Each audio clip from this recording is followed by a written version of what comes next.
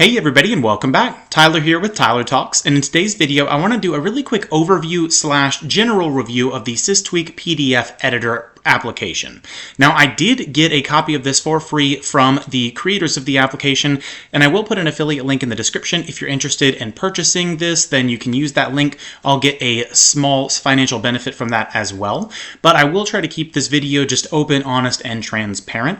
So jumping straight in, I have the website pulled up, the affiliate link here, and I'll put it in the description as well, and then I'll jump into the program in just a bit, but I want to cover some of the main functionality because there's no point in getting the program if it's not going to do what you need it to do.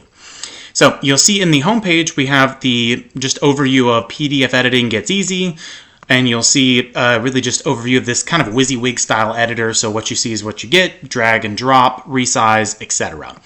You'll see some key functions here like the standard creation of PDFs, compressing, converting, and then a bunch of other options for editing, annotating. So you can just kind of scroll through using the slide bar here, and you can scroll through and actually look through the download, purchase options, things of that nature. So basically this is the quick overview of everything that the platform can do for the most part.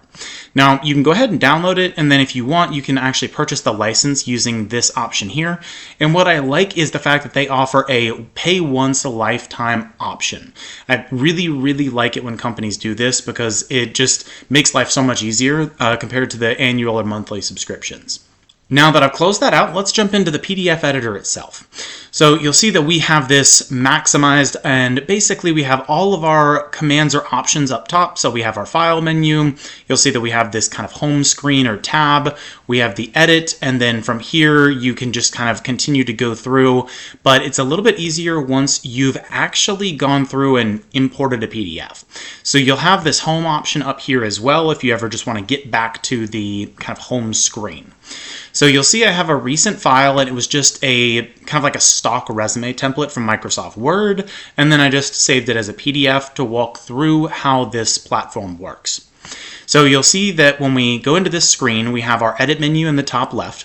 We have a couple of options, so you'll see we have this selector tool, and then as we go down we have additional options. For example, you can add in some signatures here, you can add in bookmarks, check through the pages, although this is just a single page, and then you can look through in the process of exporting comments or importing comments if you want. Now if we wanted to do something simple, so for example you'll see that we have the option to use this hand, which will allow us to essentially grab and scroll around.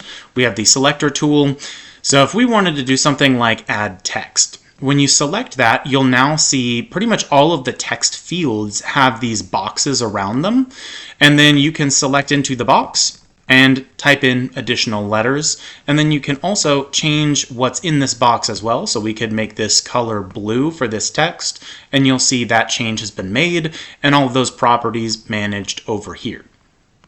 Now you also have the ability, as you would guess, to resize, and you get this green bar, which actually makes it a lot easier to tell in relation to other elements on the page what that resizing is going to look like, which I find very helpful.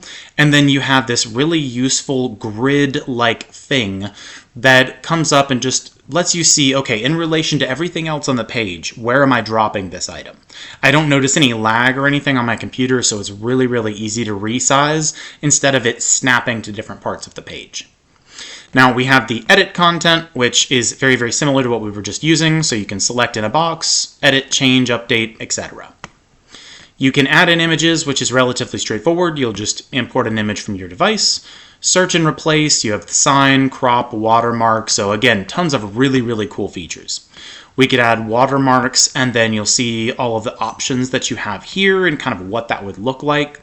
So if we wanted it to say, hey, and then you could choose the font size and any other additional items. So you'll see it appears right here, but maybe we want to make that text size much larger. So you'll see it now shows up in the dead center of the page, and you'll see we click add, and now we have that watermark right here.